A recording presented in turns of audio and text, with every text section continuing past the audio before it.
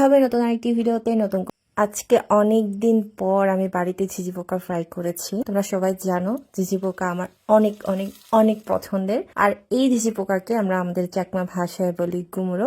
তো বলতে পারো এটা ঘুমুরো হলা। হলা মানে হচ্ছে ফ্রাই। সন্ধ্যা হতেই বাড়ির ভিতরে লাইটগুলোর সাথে সাথে বাড়ির উঠোনের লাইটগুলোও আমরা জ্বালিয়ে দিই। আর সেই লাইটের আলোর মধ্যেই চলে আসে ঝিঝি পোকাগুলো। সেখান থেকে গতকালকে আমরা প্রায় 32টা ঘুমুরো ধরেছিলাম, মানে ঝিঝি পোকা ধরেছিলাম আর কি। অবশ্য এতগুলো ঘুমুরো ধরা আমাদের পক্ষে সহজ ছিল না।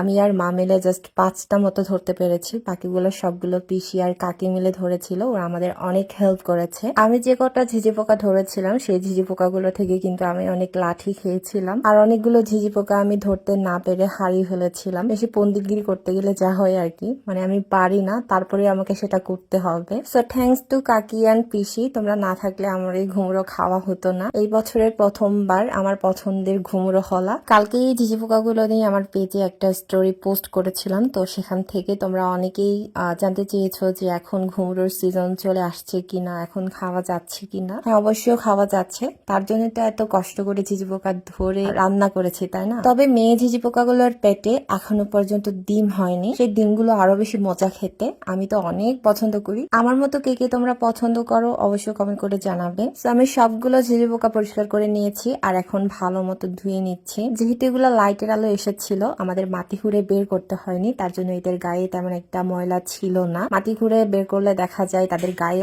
অনেক মাটি লেগে থাকে, তার জন্য ভালো মতো ধুয়ে ভালোভাবে বারবার পরিষ্কার করতে হয়। তেল গরমে দিয়ে দিচ্ছি। তেল গরম হলে দিয়ে দিব পেঁয়াজ কুচি। এখানে জাস্ট আমি পেঁয়াজ কুচি আর কয়েকটা মরিচ ফালি করে কেটে দিয়েছি। তো প্রথমে পেঁয়াজ কুচিগুলো বাদামি কালার করে একটু ভেজে নেওয়ার পর আমি সেখানে ঘুমুরোগুলো দিয়ে দিয়েছি। তারপর দিয়েছি ফালি করে কেটে রাখা কাঁচা মরিচগুলো। তারপর এখানে পরিমাণ মতো হলুদ আর লবণ অ্যাড করে ভালো মতো নেড়ে চেড়ে ঢাকনা দিয়ে ঢেকে দিব। আর এখানে যে আমরা তেলটা ইউজ করেছি সেই তেলটা দিয়ে আমরা পুরো রান্নাটা করব, মানে এক্সট্রা কোনো পানি ইউজ করতে হবে না। আমাকে যারা তোমরা ফলো করো, আমার ভিডিওগুলো যারা তোমরা ডেইলি দেখো, নিয়মিত দেখো, তোমরা হয়তো জানো যে আমার পেজে অলরেডি কিন্তু এই ঝিঝি পোকা দিয়ে বেশ কয়েকটা ভিডিও আপলোড করা আছে, যেখানে আমি আদা ফুল দিয়ে ঝিঝি পোকা রান্না করেছিলাম। তারপরে এমনিতে মরিচ দিয়েও ঝিঝি পোকা দিয়ে বানিয়েছিলাম। তো সবার কাছে কিন্তু যার যার খাবার অনেক দামি, সবাই নিজের খাবারকে অনেক রেসপেক্ট করে, সেটা যাই হোক না কেন।